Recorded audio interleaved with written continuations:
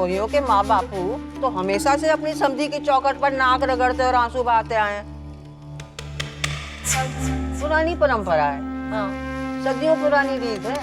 कितना भी ना जानो, राई का पहाड़ बना रही है।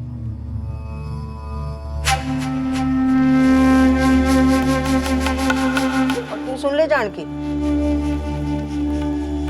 बोल अपने बीन से, सूद की रकम मांग रही है कल्याण, कब देगा? परसों की बात बोल गया था, आज तक शकल नहीं दिखाई। पूछ ले उससे, घर का सांकड़ बजाना पड़ेगा क्या, तभी पैसा लौटाएगा।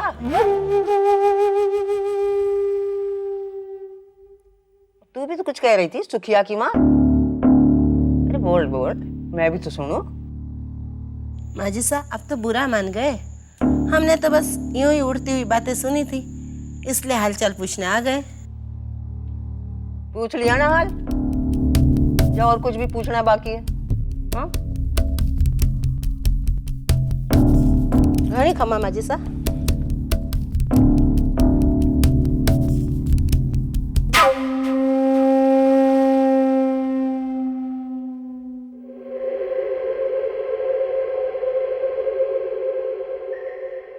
देख लिया ना सुमित्रा, कितनी बदनामी करा दी छोरी ने खानदान की।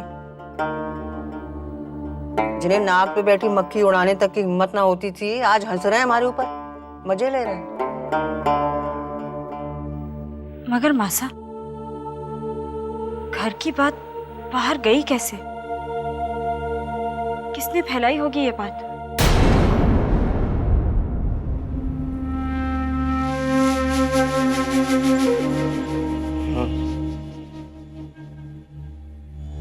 कैलाश, हो गए उसके दिन पूरे। उसी करम जले ने डंका पीटा है पूरे गांव में। 2 महीने की मोहलत मांगी थी हमारे से रुपए लौटाने के लिए, फिर भी मुंह बंद नहीं रख सका करम जला।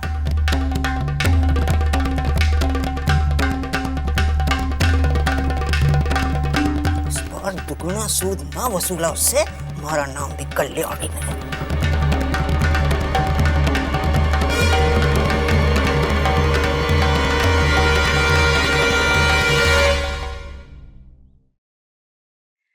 बहुत कम लोग जाने हैं कि हुकुम का दिल कितना बड़ा है। देवी माँ की 100 हुकुम, आपका दिल तो सोने जैसा है। कोई और न थारी बात बुरी लागे तो लागे, पर मैं जानू हूँ कि हुकुम का कहा 16 आना सच होवे। चलो, कोई तो मिला हमारे को समझने वाला। दुख की बात ये है मंगली कि हमारे अपने घर में हमारी कदर ना है। प्रार्थना कर देवी माँ से थारी समझ हमारे छोरे और बींदड़ी को भी दे दे। उन्हें तुम्हारी हर सोच गलत लगे है। इस घर में जब से हमारे पैर पड़े ना, बरकत ही हुई है। बसंत तो भैरव के बापू सा हमारे को ज्यों ही लक्ष्मीनिया ना बुलाते थे। हाँ। और एक जे अपनी माँ जी सा को कुछ नहीं समझते। आप चिंता ना करो हुकुम, ये लोग भी समझ जाएंगे। वो क्या है ना हुकुम कि आपका मन पहाड़ी झरने की तरह शीतल और मक्खन की तरह नरम है, लेकिन भूल क्षमा हो, बोलने को ढंग थोड़ा रुख हो और सख्त है, इसलिए लोग गलत समझ ले। अब आप ही बोलो हुकुम, जब डर के सब लोग थारे से दूर भागेंगे तो थारे अंदर छिपी भलाई और दया भाव को कैसे पहचानेंगे? बात तो तू सही कह रही है मंगली। तो बस इस गरीब की बात में अगर सच्चाई दिखे तो अपनी जुबान में थोड़ा सा गुड़ घोल लो। मिठास आता ही देखो थारा बेटा बहू पोता पोती सब मक्खी की तरह चिपक जाएगा थारे से, और थारी हर बात ना सिर आख्या पर रखेगा, हर बात खुशी खुशी मानेगा। बात तो थारी गलत ना है मंगली, पर जे बहुओं की जात चरखा में बंधी पतंग जैसी होवे, जरा सी ढील दी पहुंच गई आकाश में। और जो गरीब घर की छोरियां होवे ना, जैसे अपनी सुमित्रा, आनंदी, इनको तो फैलने में जरा भी देर ना लगे।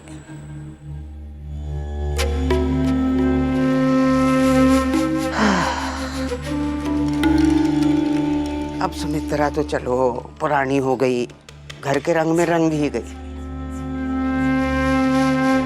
पर ये जगदीश की बींदनी बहुत अक्खड़ है, बहुत अक्खड़ है।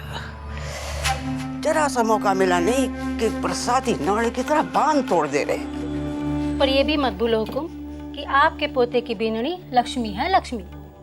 उसके साथ ही इस बड़ी सी हवेली में प्रवेश किया, उससे नाता जुड़ा और आपने वो सालों पुराना केस भी जीत लिया और फसल भी तो चौगुनी हुई है।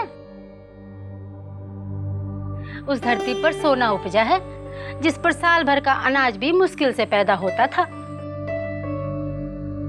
आप ही बोलो, मैं क्या झूठ बोल रही हूँ? ना, बात तो सही कह रही है तू बिल्कुल। तो हुकुम, इस घर आई लक्ष्मी को दुखी क्यों करना? ठीक है, ज्यादा लाड कर सिर पर नहीं चढ़ाना, पर 2 बोल प्यार का बोल लोगा तो बेचारी गरीब की छोरी धन्य हो जाएगी। और जो वाह खुश होगी तो देखो फिर लक्ष्मी माता को आशीर्वाद के यहाँ बरसत हारों पर दिन दूनी रात चौगुनी तरक्की करोगा थे और धन दौलत का भंडार लग जाएगा। चलो ये भी करके देख लेती हूँ। हमारा भी तो जी दुखे है उस छोरी को रुलाकर। ये कल्याणी जो थोड़ी चाहती है कि किसी की हाय लग जाए उसको। थारे को तो हाय लगेगी भी नहीं हुकुम। मैं तो बस यही चाहूँ कि थारा रुतबा और हैसियत बनी रहे और महाराज जिसा का दाना पानी चलता रहे, बस इतना सा ही स्वार्थ है हमारा।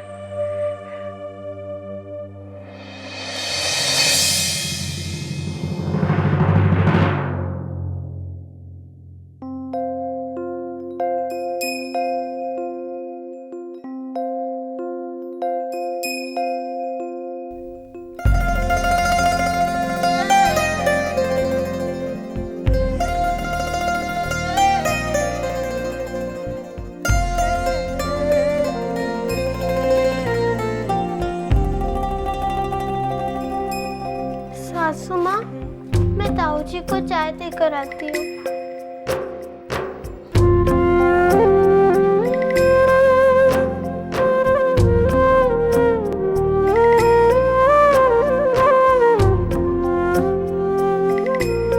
ताऊ जी चाय।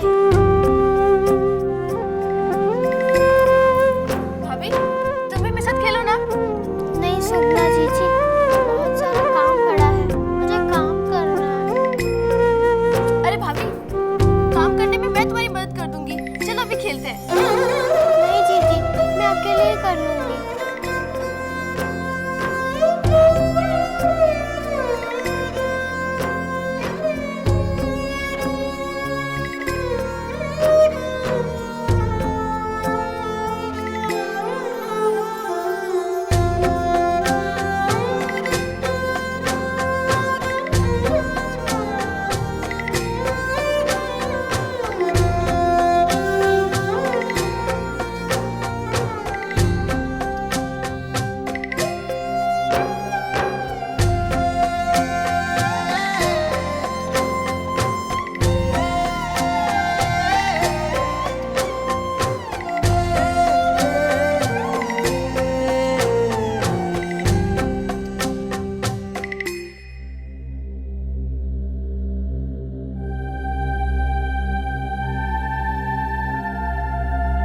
दादी सा दूध।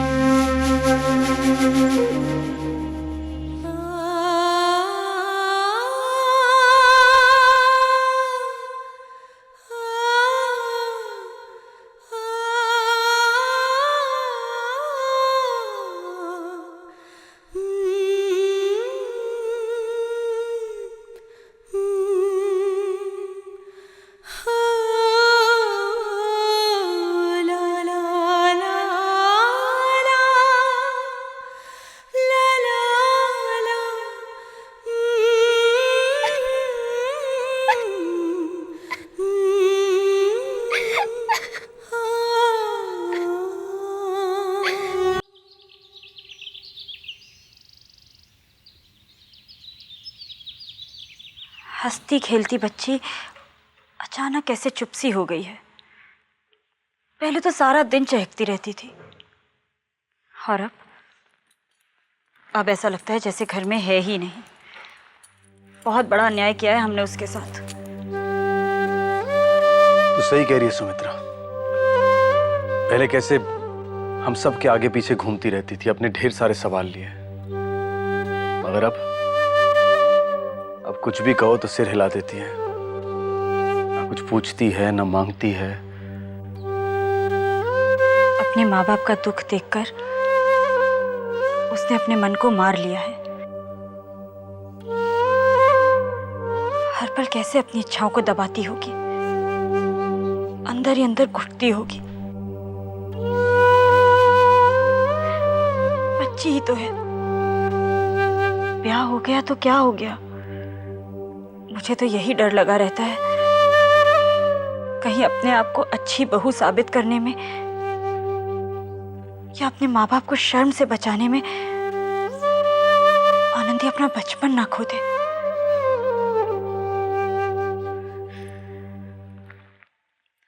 मासा ने भी तो जिद पकड़ रखी है ना समझने की। अरे घर में मैं हूं, सुगना है, नौकर है, तो फिर क्या जरूरत है आनंदी से सारा काम कराने की। बड़ी हो जाएगी तो सब कुछ संभाल लेगी अपने आप। तूने अभी खुद ही कहा ना सुमित्रा, जिद है मासा की।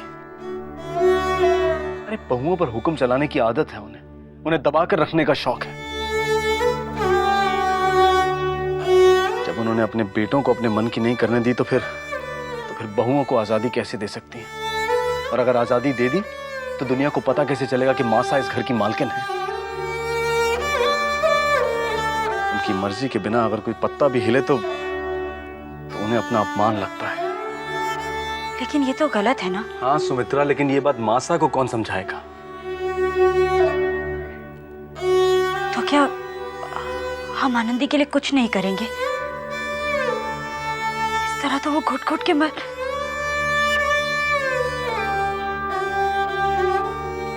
कहीं उसके दिल में हमारे लिए भी करवाहट ना आ जाए। नहीं सुमित्रा, आनंदी जैसी लड़की के दिल में किसी के लिए भी कड़वाहट नहीं आ सकती है। अरे जो लड़की किसी पराई बच्ची की खुशी के लिए उसे अपनी चूड़ियां दे सकती है तो फिर हम तो उसके अपने हैं। वो जितनी भोली है ना उतना ही बड़ा उसका दिल है।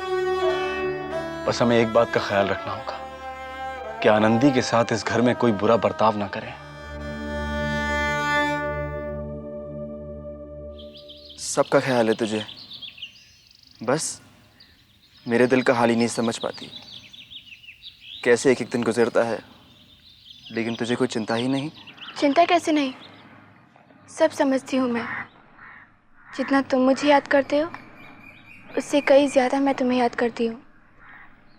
लेकिन भाभी का दुख भी तो देखा नहीं जाता ना। कितनी उदास रहती हैं वो जब से दादी साहब ने उन्हें कोठरी में मैं बंद। भी कितना दुखी हूँ। देख मेरा चेहरा कैसा हो गया है तेरी याद में। तुझे मुझ पे दया नहीं आती? आती है।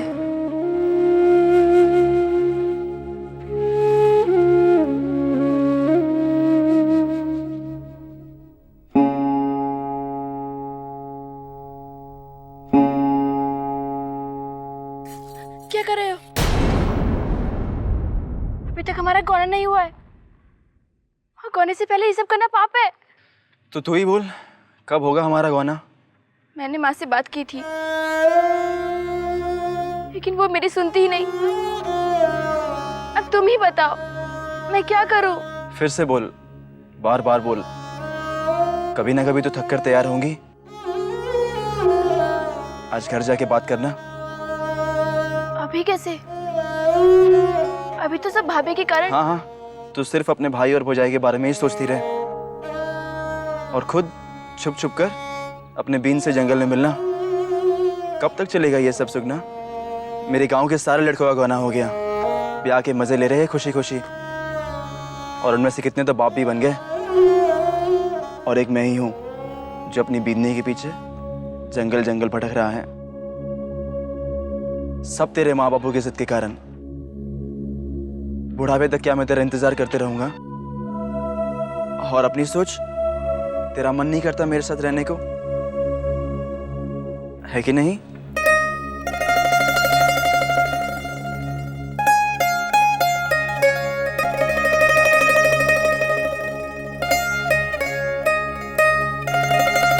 भैरव, जी मासा। वो जगत सिंह ने तो सारे पैसे लौटा दिए ना? जी मासा, उसका कुछ नहीं निकलता। बड़ी दया की। मांगते वक्त तो इतनी बड़ी बड़ी बातें करे, लौटाते वक्त ऐसे रोए जैसे हम उससे उधार ले रहे हैं। तू गया था उधर महेश के पास? जी मासा। कितने दिन और चाहिए? अभी 1 महीने की मोहलत और मांग रहा है। 1 महीना? बोल देना उससे, बहुत हो गया। 4 दिन में यहाँ नहीं आया तो मैं पहुंच जाऊंगी उसके दरवाजे पे। हाँ, और वो कैलाश का बच्चा, उसके तो सिधारे बाप से भी दुगना प्याज वसूल कर लूंगी। दगाबाज चोर कहीं का। माजी सा खम्मा गनी। अरे भौरी, अरे क्यों गला फाड़ रही है? सामने ही तो बैठे हैं थारे। हाँ बैठ।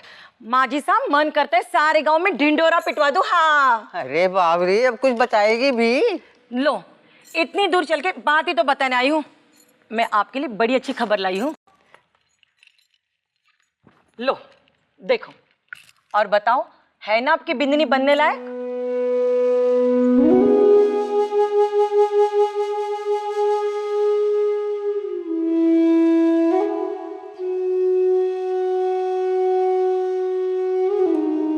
बसन बनने के लिए इससे अच्छा कोई रिश्ता लाए तो मैं जानू।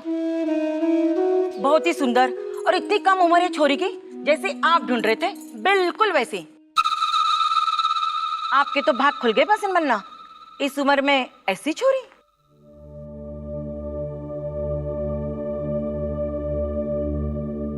तू कहना क्या चाहती है भौरी? हमारा बसंत बूढ़ा हो गया? नहीं नहीं माजी सा, अब मेरा मतलब है। अब रहने दे, चुप कर। फोटो देखने दे।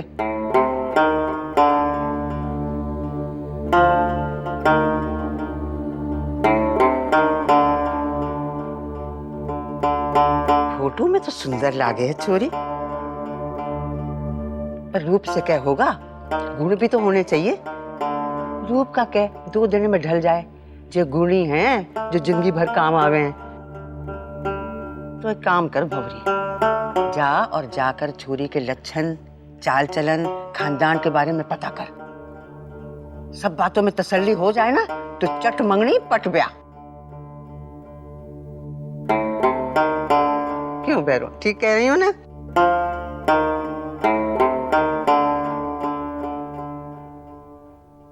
जी मासा।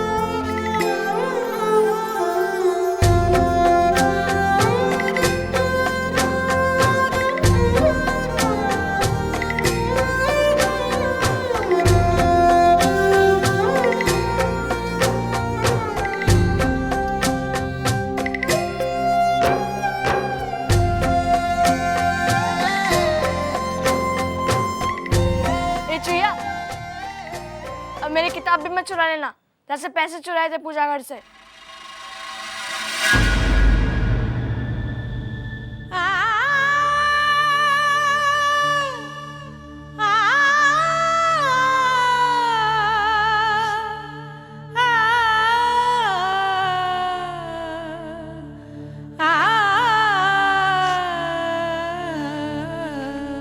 अरे कहाँ जा रही है?